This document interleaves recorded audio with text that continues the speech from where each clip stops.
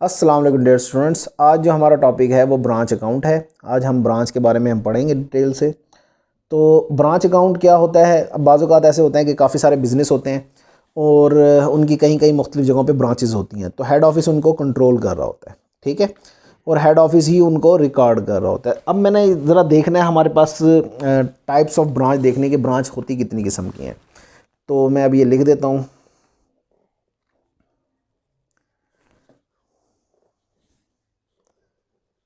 Types of branch. आज हमने ये दो किस्म की टाइप्स होती हैं बेसिकली ब्रांच हमारे पास। एक तो फर्स्ट होती है हमारे पास होम ब्रांच, ठीक है जी, और नंबर 2 पे होती है फॉरेन ब्रांच।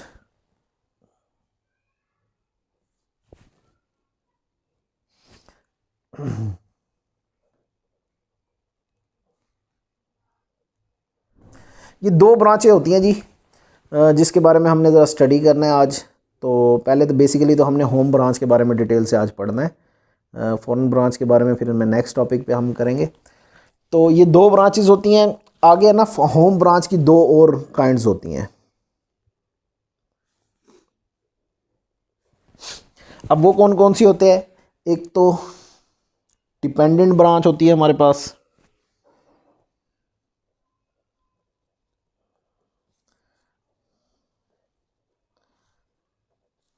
और नंबर 2 पे होती है इंडिपेंडेंट ब्रांच।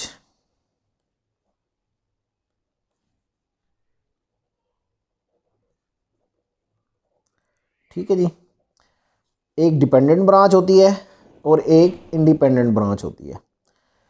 जो डिपेंडेंट ब्रांच होती है उसके बारे में आज हमने डिस्कस करना है। तो इसमें भी दो टाइप्स हो सकती हैं, एक हमारे पास सर्विस ब्रांचेस हो सकती हैं और एक रिटेल सर्विस ब्रांचेस हो सकती है।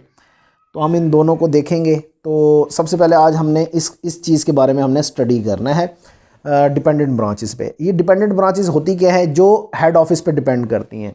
यानी कि डिपेंडेंट ब्रांच की जो भी पॉलिसी है, एडमिनिस्ट्रेशन है, वो सारी की सारी हेड ऑफिस कंट्रोल कर रहा होता है और उसके अकाउंट भी हेड ऑफिस ही मेंटेन कर रहा होता है। जबकि इंडिपेंडेंट ब्रांचेस के जो ब्रांच ही कंट्रोल कर रहा होता है और मेन अकाउंट्स वगैरह भी ब्रांच ही बना रहा होता है। तो आज हमने जो पढ़ना है, डिपेंडेंट ब्रांचेस पढ़ने हैं, उसके अकाउंट्स देखने के कौन कौन से होते हैं और उसके डिटेल से हमने उसको पढ़ना है। ये मैंने बेसिकली इसके अकाउंट बनाए हुए हैं। इसमें वैसे तो ब्रांच अकाउंट आता है, डेटर अकाउंट आता है और स्टॉक की वैल्यूएशन आती है और पेटी कैश अकाउंट आता है। ये चार किस्म के अकाउंट आते हैं। तो फ़िलहाल अभी हम ब्रांच अकाउंट और डेटर अकाउंट की तरफ आते हैं। तो ब्रांच अकाउंट में सबसे पहले ओपनिंग बैलेंस आता है हमारे पास, ओपनिंग एसिड्स जिसे हम कह सकते हैं। अब मैं ओपनिंग एसिड्स ही लिख रहा हूँ इधर, वैसे हम ओपनिंग बैलेंस भी लिख सकते हैं। अब इसमें ओपनिंग एसिड्स में हो कौन कौन सी चीज़ सकती है? कैश, डेटर, स्टॉक, फर्नीचर, ये इसी तरीके से और भी कोई अगर एसिड हैं तो वो हम इधर दर्ज कर रहे होते हैं। ठीक है जी। इसी की तरह इसके क्लोजिंग साइड पे भी आते हैं। इसको हम क्लोजिंग एसिड्स भी कह सकते हैं, क्लोजिंग बैलेंस भी कह सकते हैं। तो हम इसको क्लोजिंग एसिड्स का नाम दे देते हैं जो हमने रिकॉर्ड करना होता है। अब जिस तरीके से ओपनिंग दिया हुआ है इसी तरीके से क्लोजिंग भी दिए हुए होते हैं हमारे पास बैलेंस। अब कैश भी हो सकता है, इसमें कैश होगा क्लोजिंग, डेटर होगा, स्टॉक होगा और फर्नीचर आ जाएगा हमारे पास अगर फर्नीचर दिया हुआ है तो, या कोई और भी एसिड दिया हुआ तो वो भी हमने इधर दर्ज करना होता है। ठीक है जी। उसके बाद हम यहाँ पे लिखते हैं गुड सेंट। ये वो गुड सेंट होती हैं जो हेड ऑफिस ब्रांच को सेंड करता है। इसको हम इसलिए गुड सेंट टू ब्रांच कहते हैं। अच्छा, ये जो बना रहा है, ये ब्रांच अकाउंट कौन बना रहा होता है? ये हम हेड ऑफिस बना रहा होता है। तो इसको हम कह सकते हैं in the book of head office. ठीक है जी। ये जो दोनों अकाउंट्स हैं, ये जो जितने भी अकाउंट्स मेंटेन हो रहे हैं, ये सारे के सारे कौन बना रहा होता है? हेड ऑफिस बना रहा होता है। तो अब हमने सबसे पहले ओपनिंग एसिड लिखे, फिर ये मैंने क्लोजिंग एसिड्स भी इधर लिख दी हैं और उसके बाद गुड सेंट आया है उसके बाद हमारे पास आ जाते हैं जी एक्सपेंस, जो हम कैश हेड ऑफिस चेक पे करता है ताकि आप एक्सपेंस कर सकें। इसमें सैलरीज हो सकती हैं, रेंट हो सकता है, और अदर एक्सपेंस भी या पैटी कैश एक्सपेंस भी हो सकता है इसमें। ये तमाम के तमाम इधर आ जाते हैं। ठीक है जी। उसके बाद लास्ट में हमने लिखनी होती है एंडिंग लायबिलिटीज़, इसको हम क्लोजिंग लायबिलिटीज़ भी कह सकते हैं।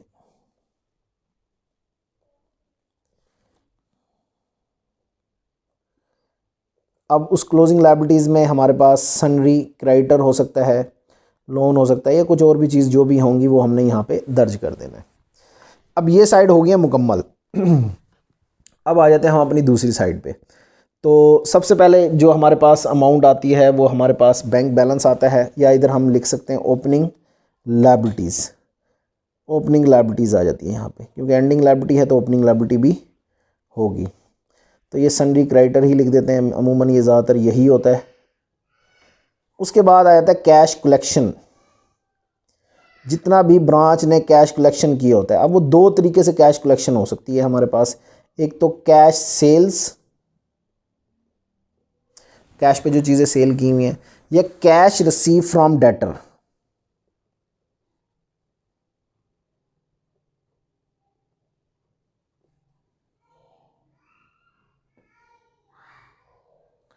दोनों अमाउंट हमारे पास यहाँ पे आ जाएंगे। ठीक है जी। उसके बाद अब जो हमने हेड ऑफिस को अगर कोई माल रिटर्न किया है डिफेक्टिव होने की वजह से, किसी भी वजह से, तो उसको हम गुड्स रिटर्न भी कह सकते हैं, रिटर्न बाय ब्रांच भी कह सकते हैं, गुड्स एंड रिटर्न भी कह सकते हैं। तो हम इसको लिखेंगे गुड्स एंड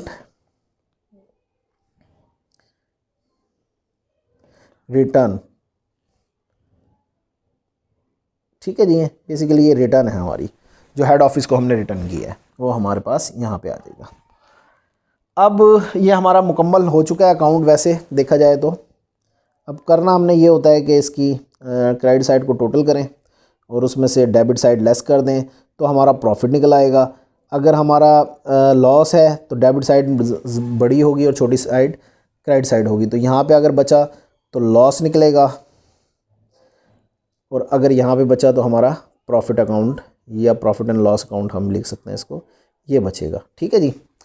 अब ये डेटर अकाउंट आपको नज़र आ रहा है, बाज़-औक़ात हमारे पास है ना, इसमें से कोई चीज़ मिसिंग हो सकती है। ये तीन चीज़ें हैं, एक तो debtor account, opening balance, closing balance, या कैश रिसीव फ्रॉम डेटर। अगर इन तीनों में से कोई भी चीज़ मिसिंग है, अगर ये दो दी हुई हैं और एक चीज़ मिस है, तो उसके लिए डेटर अकाउंट बनता है। तो डेटर अकाउंट में सबसे पहले ओपनिंग बैलेंस लिखना है आपने। ये ओपनिंग बैलेंस होगा डेटर का, जो आपने इधर ऊपर लिखा हुआ है, यही आएगा यहाँ पे। उसके बाद यहाँ पे आएगी क्रेडिट सेल। ठीक है जी। क्रेडिट सेल्स इधर लिखनी है। ये बस ये दो चीज़ें हमारी डेबिट साइड पे आती हैं, किसमें, डेटर अकाउंट में। क्लियर है जी। उसके बाद हम आ जाते हैं क्रेडिट साइड पे। तो सबसे पहले आपने लिखना है इधर जी डिस्काउंट अलाउ। ये डिस्काउंट अलाउ जो हमने डेटर को किया होगा वो आएगा इधर। Sales return, return to customer, जो कस्टमर को हमने रिटर्न किया माल सेल किया हुआ, वो इधर आएगा। अगर बैड डेट्स हैं तो बैड डेट्स इधर आएंगे हमारे पास। ठीक है जी। तो लेट्स सपोज हमने क्लोजिंग बैलेंस फाइंड करना है, तो और फिर आता है इधर कैश रिसीव फ्रॉम डेटर।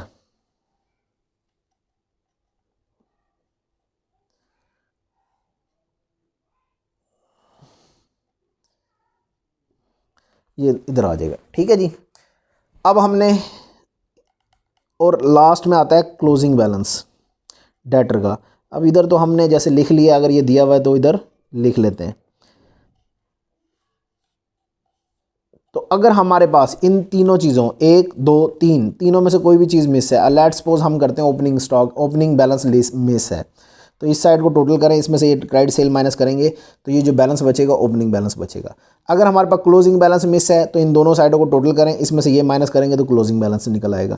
अगर हमारे पास cash receive from debtor miss है तो इन साइड को टोटल करें, इसको लेस करें, इसको लेस करें, तो हमारा कैश रिसीव फ्रॉम डेटर आ जाएगा। ज़रूरी नहीं है कि डिस्काउंट अलाउ हो, सेल्स रिटर्न हो या बैड डेट्स हो। अगर ये नहीं है तो आपने इग्नोर कर देना, अगर है दिए हुए हैं तो आपने उसको रिकॉर्ड कर लेना है। बस इतना सा हमारा फार्मूला है, इसके मुताबिक हमने क्वेश्चन को हल करना है। ठीक है जी। नेक्स्ट क्वेश्चन में हम नेक्स्ट वीडियो में इंशाल्लाह क्या कहते हैं क्वेश्चन को हल करेंगे। कोई भी आपको प्रॉब्लम होगा, जो भी होगा वो आप कमेंट्स में पूछ सकते हैं, और हमारी वीडियो को लाइक करना ना भूलिएगा और सब्सक्राइब ज़रूर कीजिएगा। Thank you. अल्लाह हाफिज़।